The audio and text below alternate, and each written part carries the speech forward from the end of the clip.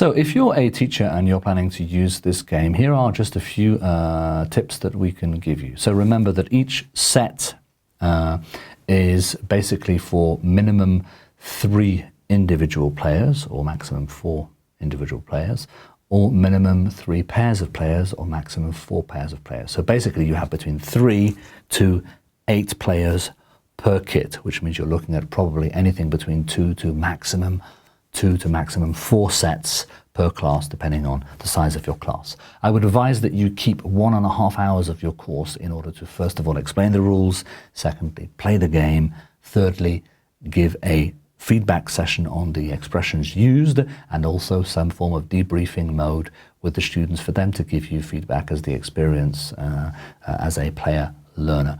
Your role as a teacher is to observe the students, to take any notes on language that you want to give them feedback on, to guide and intervene if necessary. If you want more information on the games and the information, obviously you can go on to Smart Games Builder. You can also, and I strongly advise you, to use your own packs of cards. So you can actually decide not to use this pack of cards, but use your own pack of cards, and then just simply benefit from the graphic design and the gameplay and the rules, and use it to test other issues to do with your language course. For example, you could decide to have, let's say, 6 packs of cards to do with, I don't know, grammar and expression rather than vocabulary. Let's imagine that you wanted to do a game where you've got some form of informal test at the end of the semester, and I'm going to have a category here, for example, on uses of modals, here on structure of questions,